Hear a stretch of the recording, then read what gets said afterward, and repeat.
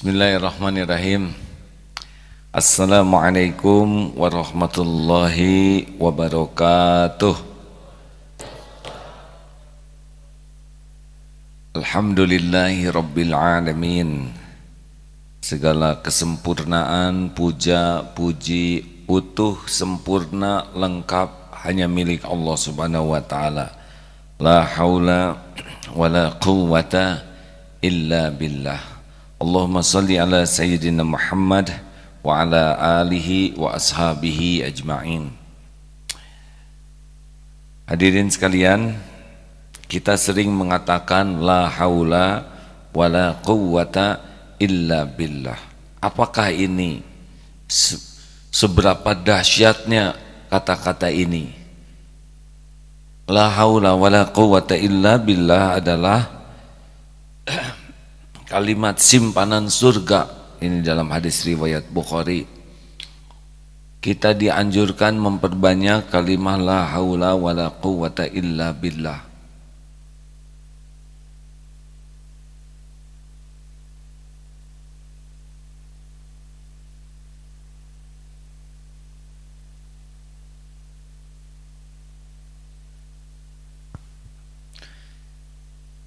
Karena apa?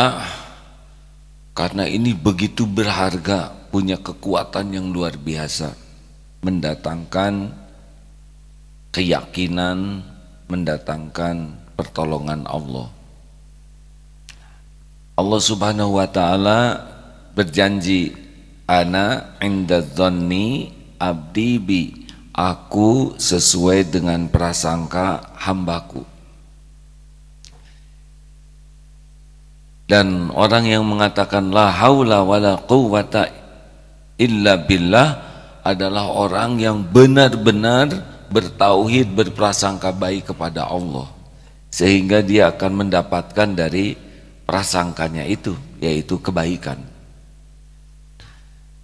La haula wa la quwwata illa billah, tiada daya, tiada kekuatan kecuali dari Allah, illa billah, kecuali dengan pertolongan Allah.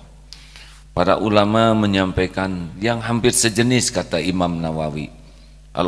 Kata Ibnu Mas'ud, semoga Allah ridho kepadanya, tiada daya untuk menghindari kemaksiatan kecuali dengan perlindungan Allah, dan tidak ada kemampuan untuk melakukan ketaatan kecuali dengan pertolongan Allah. Jadi kita bisa terlindung dari perbuatan maksiat itu, kita tidak melakukan maksiat itu karena perlindungan Allah. Dan kita tidak bisa melakukan ketaatan seperti sekarang ini, bangun tahajud, sholat subuh berjamaah di masjid, kita bersedekah, kita baca Quran, kita melaksanakan berbagai kebaikan, kecuali itu pun dengan pertolongan Allah. Ada yang lain mengatakan tidak ada kekuatan kita untuk mendapatkan berbuat kemanfaatan atau juga menolak musibah kecuali dengan pertolongan Allah subhanahu wa ta'ala. Apa hikmahnya? Satu, kita benar-benar memposisikan diri sebagai hamba. Karena yang paling disukai oleh Allah adalah kita tuh betul-betul menyadari dan betul-betul memposisikan diri sebagai hamba, dan kepada Allah betul-betul meyakini dan berbuat Allah itu adalah Allah subhanahu wa ta'ala, Tuhan semesta alam satu-satunya yang berhak kita sembah, kita abdikan seluruh hidup kita. Kita tidak ada daya, Allah yang maha kuasa. Ini yang paling Allah sukai. Karena memang begitu. Seperti doa Nabi Yunus, mengapa menjadi dahsyat? 3 kegelapan bisa lolos, gelapnya malam, gelapnya laut, gelapnya perut ikan. Karena doa la ilaha illa anta subhanaka inni kuntu minaz zalimin. Tiada ilah selain engkau ya Allah, maha suci engkau, semua perbuatanmu maha sempurna, tidak ada yang salah, tidak ada yang kurang, tidak ada yang meleset, tidak ada yang jelek. Allah maha sempurna, inni kuntu minaz zalimin, sedang saya adalah makhluk yang zalim.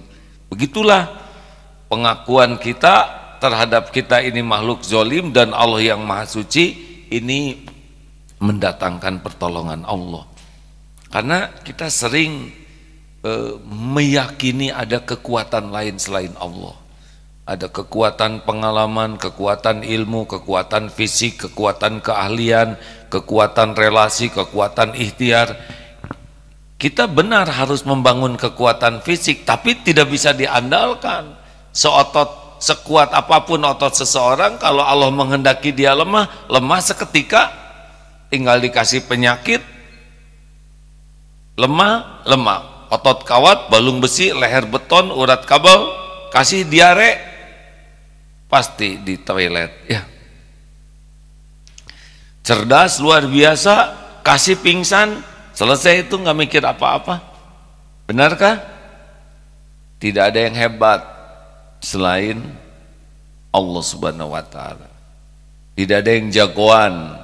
Orang bisa jagoan karena dikuatkan saja oleh Allah. Tidak ada yang pinter, wah itu otaknya pinter. Tidaklah, bukan dia yang pintar, Allah yang membuat dia pintar. Tidak ada yang terlatih bisa melindungi, tidak. Orang yang terlatih tetap sakit, orang yang terlatih tetap mati, orang yang terlatih tetap kena musibah kalau Allah menghendaki. Makanya kita tidak boleh bersandar kepada apapun dan siapapun termasuk diri ini, kecuali bersandar hanya kepada Allah. Apapun yang kita inginkan, pasti yang kita inginkan adalah milik Allah. Pasti yang kita inginkan ada dalam kekuasaan Allah. Pasti yang kita inginkan hanya bisa sampai kepada kita dengan izin Allah. Mati-matian orang mau menolong kita, kalau Allah tidak menghendaki, tidak akan pernah terjadi. Kita takut sesuatu, pasti yang kita takuti adalah ciptaan Allah. Pasti yang kita takuti dan cemaskan itu ada dalam genggaman Allah. Siapa yang keluar dari genggaman Allah? Dan pasti ancaman siapapun tidak bisa menimpa kita kecuali dengan izin Allah. Ma asaba min musibatin illa biiznillah. Oleh karena itulah keyakinan la haula wala quwata illa billah jangan hanya di lisan saja, tapi harus kita mau tahajud la haula wala quwata illa billah. Tidak bisa kita tahajud kecuali dengan pertolongan Allah. Mau hafal Quran la haula wala quwata illa billah. Tidak bisa kita hafal Quran kecuali dengan pertolongan Allah. Akibatnya apa? Akibatnya kita selalu bersandar kepada Allah. Satu, husnuzon, berbaik sangka. Yang kedua, bersandar dalam hal apapun, baik menginginkan sesuatu maupun takut sesuatu, terus bersandar kepada Allah. Dan ini yang paling Allah sukai, di mana hambanya itu tidak pernah mau lepas dari Allah. Dan memang begitu, kita ini tidak bisa lepas dari Allah. Yas'aluhu man fis samawati wal ard kulla yaumin huwa fi sya'n. Surat Ar-Rahman ayat inilah, kalau belum hafal ya. Allah senantiasa yas'aluhu, makhluk-makhluk semua meminta tolong kepada Allah. Dan Allah setiap saat dalam kesibukan. Jangan membayangkan sibuk itu seperti sibuknya kita yang riweuh segala. Tidak, bagi Allah mudah mengurus segala-galanya. Setiap daun jatuh dengan izin Allah, setiap benih tumbuh dengan izin Allah. Allah yang mempertemukan sel sperma dengan sel telur sehingga jadi anak. Setiap janin makhluk apapun yang bisa beranak, Allah yang mengurusnya, Allah yang membesarkannya, Allah yang menambah, yang mengurangi, Allah yang menghidupkan, Allah yang menghidupkan nyawanya. Ada yang sakit, ada yang sehat, ada yang dibuka rezekinya, diberikan bahagia, diangkat derajatnya, dikasih pangkat, ada yang diturunkan, ada yang dilapangkan, disempitkan, ada yang dibuat bahagia, ada yang sedih. Semua urusan di jagat semesta alam ini ada dalam kekuasaan Allah. Tidak ada satupun yang lepas dari genggaman Allah, tidak ada satupun. Jadi memang enak sekali kalau sudah yakin kepada Allah. Sayangnya tidak semua orang memiliki keyakinan ini. Begitupun yang tahu belum tentu yakin, dan yang bicara juga belum tentu istiqomah keyakinannya. Padahal kalau sudah istiqomah yakin seperti itu, akan dahsyat sekali hadirin. Dia tidak akan pernah bisa lupa kepada Allah, karena apapun yang terjadi membuatnya yakin ini ada dalam genggaman Allah segala-galanya. Apa sekarang di jagat ini yang bukan ciptaan Allah? Ada tidak? Jawab hadirin. Adakah di jagat semesta alam ini yang bukan ciptaan Allah? Ada tidak? Adakah yang lepas dari genggaman Allah? Tidak. Adakah yang bisa terjadi tanpa izin Allah? Tidak ada, mutlak. Nah, sayangnya kita kadang baru menjawab ketika ada yang bertanya. Harusnya tidak ada yang bertanya juga terhujam di hati ini. Ingin apapun pasti ke Allah, cemas apapun pasti berlindung kepada Allah. Bergabung jin dan manusia akan memberikan sesuatu, demi Allah tidak akan datang sehalus apapun tanpa izin Allah. Orang bisa berjanji apapun, tapi tidak pernah akan terjadi tanpa izin Allah. Bergabung jin dan manusia akan mencelakakan kita, tidak akan jatuh sehelai rambut pun tanpa izin Allah. Karena tubuh ini adalah milik Allah, tidak bisa terjadi sesuatu. Kita tidak akan bisa luka tanpa izin Allah. Kita tidak akan bisa mati kecuali dengan izin penciptanya. Kita hanya baru bisa mati kalau Allah memerintahkan malaikat pencabut nyawa mencabut nyawa kita. Kemarin sedang bersepeda, dilihat di jalan ada kucing mau terlindas, itu kepalanya sudah masuk ke bantu, tapi rem berhenti sehingga kucing itu tidak jadi terlindas. Mata melihat kejadian ini, hati harus langsung ke Allah. Kalau Allah belum mencabut nyawa kucing, tepat itu sudah berada di bawah ban, tinggal 1 atau ya 2-3 senti langsung. Tapi Allah lindungi. Allah ini yang melindungi kucing dengan cara yang pegang mobil itu ditakdirkan ngerem. Tapi pernah juga sedang bersepeda melihat ada tikus yang sudah mati ya, sudah bekas, sudah terlindas. Mata lihat tikus mati, hati harus yakin. Ini tikus ciptaan Allah, milik Allah. Memang ajalnya ada di situ. Tidak boleh kita melihat sesuatu yang lepas dari kekuasaan Allah. Nah hadirin sekalian, apa efek lainnya? Jadi kalau punya keinginan seperti tadi, kita terus bergantung ke Allah, kita mencemaskan sesuatu, kita berlindung ke Allah karena segalanya. Termasuk dengan adanya la haula wala quwata illa billah, kita akan bebas, harusnya terpelihara dari perbuatan ujub, takabur dengan apa yang sudah kita lakukan. Karena wah kamu pinter. Nah kalau kita merasa ya saya yang pinter, udah lepas nih dari la haula wala quwata illa billah.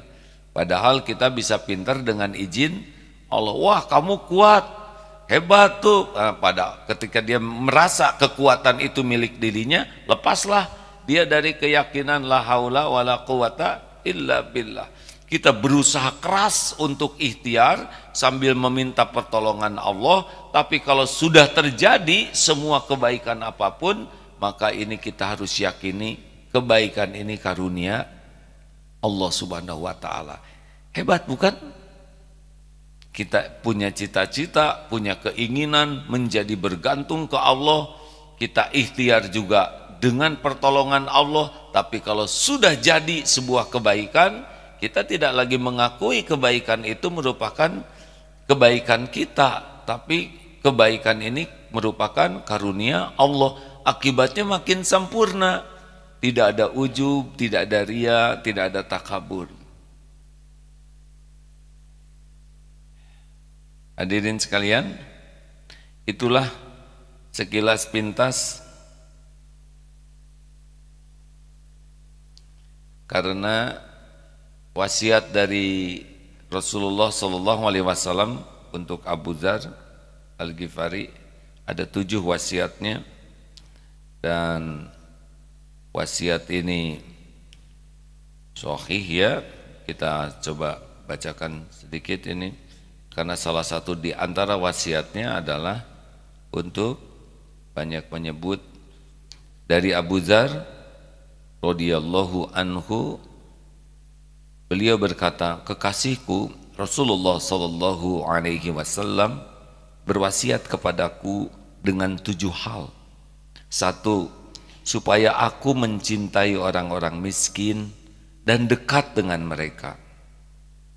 2, beliau memerintahkan aku agar melihat kepada orang-orang yang berada di bawahku dan tidak melihat kepada orang yang berada di atasku. Ini tentang dunia ya. Kalau tentang keilmuan, tentang ibadah, kita harus melihat kepada orang yang lebih baik. Tapi dunia, lihat kepada yang di bawah. 3, beliau memerintahkan agar aku menyambung silaturahim meskipun mereka bersikap tidak baik, kasar kepadaku. Jadi tetap kita harus menjaga silaturahim, menyambungkannya walaupun orang tersebut tidak baik perilakunya kepada kita. 4, aku dianjurkan agar memperbanyak la haula wala quwwata illa billah. Ini yang keempat. Yang kelima, aku diperintahkan untuk mengatakan kebenaran meskipun pahit. Tidak gini, ada orang solih, ada orang muslih. Orang solih itu orang yang terus memperbaiki diri jadi orang baik. Ini disukai. Tapi ada juga yang muslih, yaitu dia berusaha keras memperbaiki diri sambil mengajak orang lain jadi baik. Nah, ini akan ada yang tidak suka. Karena orang yang tidak baik merasa terganggu oleh aktivitas orang yang ngajak orang jadi baik. Sehingga tidak usah heran kalau kita ngajak orang lain jadi baik, itu dibanding sholat sendiri dengan ngajak orang sholat, nah akan ada orang yang resisten. Ya kan? Kita ke masjid sendiri tidak ngomong apa-apa, tapi kita ke masjid kemudian kita berusaha ngajak orang-orang, itu tidak semuanya nanti akan suka. Kita baca Quran terus ngajak orang baca Quran, kita bertauhid ngajak orang bertauhid, nah itu nanti akan ada resisten. Tapi teruslah ajak dengan cara yang bijaksana. Yang kelima, yang keenam, beliau berwasiat agar aku tidak takut celaan orang yang mencela dalam berdakwah kepada Allah. Jadi memang akan ada orang yang menghina, mencela, meremehkan, menertawakan, bahkan memusuhi. Tapi begitulah sunatullahnya. Kita harus bersyukur kalau kita ditakdirkan bisa menjadi bagian jalan dakwah. Jangan sampai kita menjadi orang yang tidak berbuat apapun dalam hidup ini untuk mengajak orang lain pada kebaikan. Dan celaan orang kepada kita itu tidak ada bahaya sama sekali. Kita dihina orang karena berbuat baik tidak bahaya. Tidak ada bahaya dari penghinaan orang. Yang bahaya itu adalah kita berbuat hina atau kita yang menghina orang lain. Tuhan kita adalah Allah Subhanahu wa taala, yang membagi rezeki adalah Allah, yang mengangkat derajat juga Allah. Penghinaan orang tidak akan mengurangi setitik pun yang Allah tetapkan untuk kita. Jadi walaupun bergabung jin dan manusia menghina kita, kalau kita ditakdirkan mulia oleh Allah, yang terjadi adalah ketentuan Allah. Juga tidak akan bisa mengurangi rizki yang Allah tetapkan untuk kita. Kalau Allah menghendaki kita dapat rizki, walaupun kita dihina, tetap saja akan berjumpa dengan ketentuan Allah, karena takdir Allah tidak bisa dicegah, dihalangi oleh siapapun juga. La haula wala quwata illa billah. Seluruh makhluk juga tidak ada daya tanpa izin Allah. Dan yang ketujuh, wasiat beliau adalah beliau melarang aku agar tidak meminta-minta sesuatu apapun kepada manusia. Nah, meminta-minta ini ada kalanya kita dalam situasi yang tidak punya pilihan, kecuali kita harus bicara kepada orang. Tapi bicara itu hanya mulut, hati tidak boleh bersandar kepada makhluk. Untuk satu level tertentu tidak bicara, tetapi ada kalanya kita bisa minta tolong ke orang karena memang situasinya sudah darurat. Tapi sekali lagi, hati tidak boleh berharap ke makhluk, karena makhluk tidak akan bisa berbuat apapun kepada kita kecuali Allah yang menggerakkan. Nah, kalau kita sudah berharap ke makhluk, bersandar ke makhluk, ini yang tidak baik dan tidak benar. Demikianlah la haula wala quwata illa billah secara sederhana, ya, pemahaman yang dapat saya pahami. Pasti maknanya jauh lebih dahsyat. Yang disampaikan ini sangat cangkang, yang sederhana, tapi mudah-mudahan dengan izin Allah bisa membuat kita selalu optimis, berbaik sangka kepada Allah, kemudian kita selalu minta tolong kepada Allah di dalam hal apapun, tidak ke makhluk, karena kita tahu makhluk juga semuanya tidak ada daya untuk menolong kita kecuali Allah yang menggerakkan. Ancaman juga tidak akan bisa menyentuh kita kecuali dengan izin Allah. Nikmat juga tidak bisa datang kepada kita, dan kita pun tidak bisa melakukan ketaatan tanpa pertolongan Allah. Juga kita tidak bisa terlindung dari perbuatan maksiat kecuali dengan perlindungan Allah. Makanya kalau merasa kita orang yang pemarah, kalau suka nyakitin orang, kita berbohong, mata tidak terjaga, pikiran tidak terjaga, kita sering berbuat maksiat, na'udzubillah, kita harus minta tolong ke Allah. La haula wa la quwwata illa billah, disertai dengan doa-doa lain. Dan kita pun harus putus harapan dari makhluk. Ya Hayyu ya Qayyum bi rahmatika astaghits wa aslih li sya'ni kullahu wa la takilni ila nafsi tarfata ainin. Wahai Allah yang maha hidup, ya Hayyu ya Qayyum, yang berdiri sendiri, menciptakan, mengurus, menggenggam segala-galanya, tidak memerlukan pertolongan siapapun dan terus menerus. Ya Qayyum birahmatika, dengan rahmatmu, astagits, tolonglah saya, wa aslih li sya'ni kullah, perbaikilah urusan saya seluruhnya, wala takilni ila nafsi tarfata ainin, dan jangan serahkan kepada saya walaupun sekejap mata. Inilah wasiat dari Rasulullah untuk putrinya Siti Fatimah, untuk doa seperti ini. Karena ini benar-benar tauhid, yakin bahwa segala urusan hanya menjadi baik kalau ditolong oleh Allah Subhanahu wa taala. Pengakuan ketidakberdayaan diri ini akan berbuah tuntunan Allah yang menjadikan kita sempurna nanti ikhtiarnya. Karena barang siapa yang pasrah total kepada Allah, dia akan lebih sempurna ikhtiarnya. Wa may yatawakkal 'ala Allah fahuwa hasbuh. Barang siapa yang tawakal kepada Allah, Allah cukupi lahir batinnya, informasi, data, kemudian segala hal yang menjadi keperluan kita, termasuk ikhtiar, akan dicukupi oleh Allah.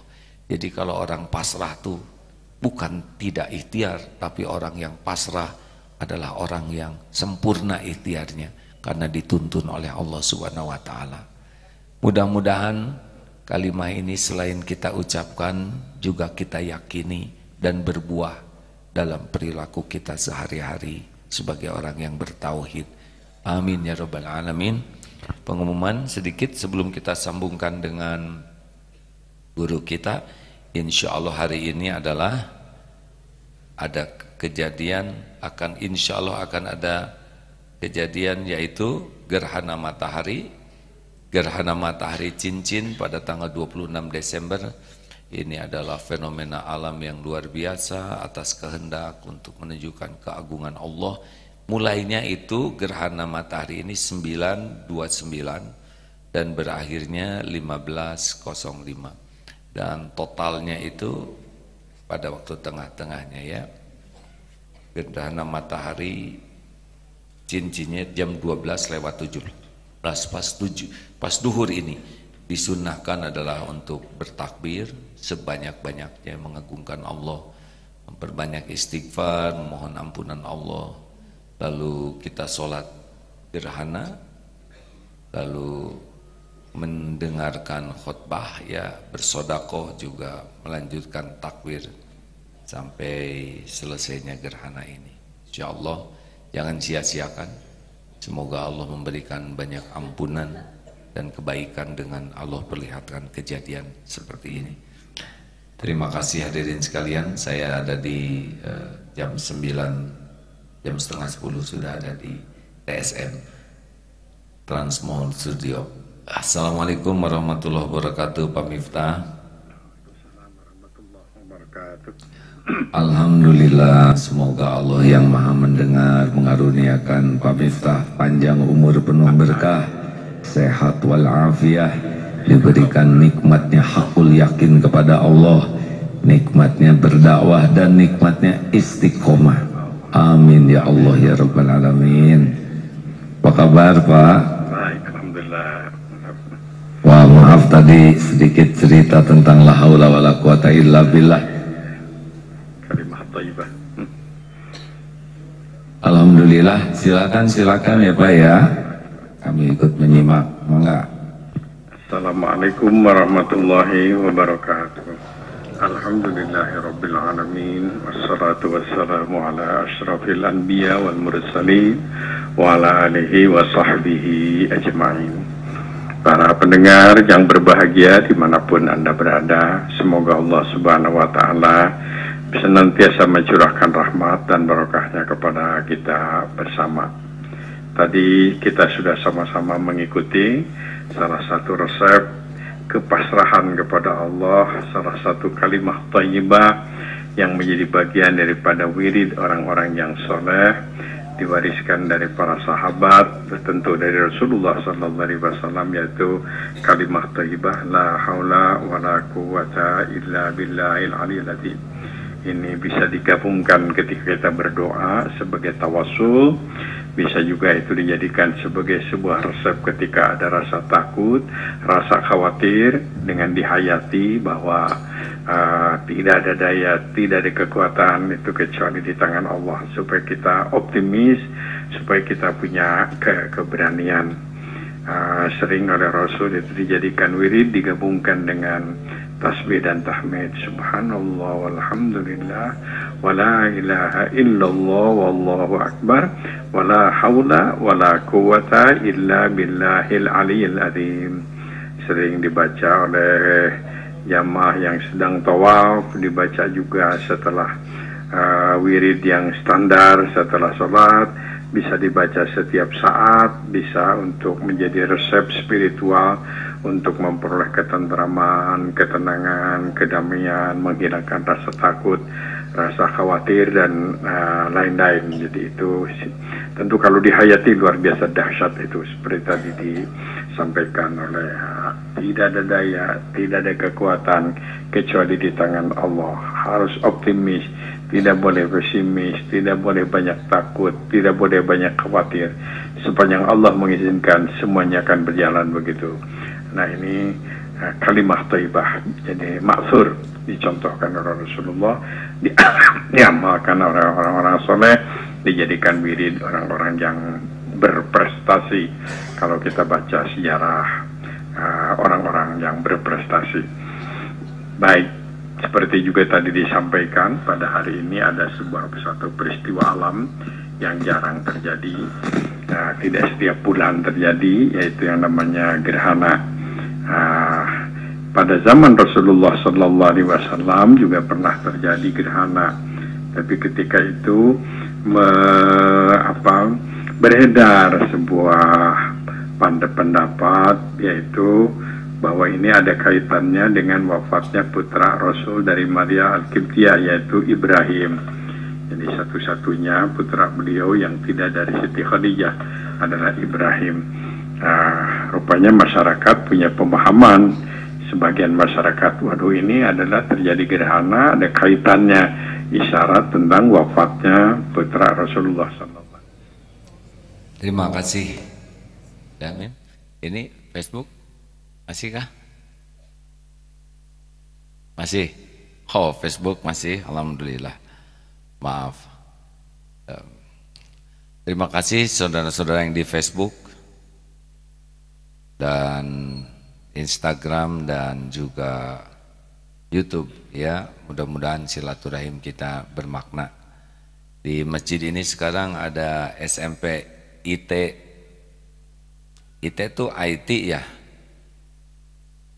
Oh, Islam Terpadu. Oh, SMP IT Islam Terpadu ya. Pondok Pesantren Baitus Salam Yogyakarta. Mana adik-adik? Oh, saking Jogja, Masya Allah, kulo ngaturaken matur suwun sangat nggih. Jumlah 150 ya. 2 dari MT. MT itu artinya Muslim Tausiah ya. Ikhwatul Muslimin Kerinci Jambi mana? Loh, oh Muslimin. Oh Ikhwatul Muslimin, Masya Allah. Gimana nyebutnya kalau bahasa Jambi? Saya ambo mengucapkan ya. Terima kasih. Dan ini adik-adik, mana yang sedang daurah Quran? Ada berapa? Akhwatnya adakah? Kayaknya ada, bagus, berarti terjaga. Demikian rekan-rekan sekalian, mudah-mudahan ada hikmah manfaatnya. Yang di Facebook juga sampai jumpa nanti di TSM ya. Ke bawah sekarang bersepeda ya, sambil silaturahim, sambil membiasakan baik for ibadah, bersepeda untuk ibadah. Ke masjid bersepeda, silaturahim bersepeda, bekerja bersepeda, kemudian dakwah juga bersepeda, TST, touring, silaturahim, taklim. Terima kasih sahabat-sahabatku yang baik. Nanti di Darut Tauhid juga ada sholat gerhana pada waktu zuhur. Sekian, assalamualaikum warahmatullahi wabarakatuh. Ya.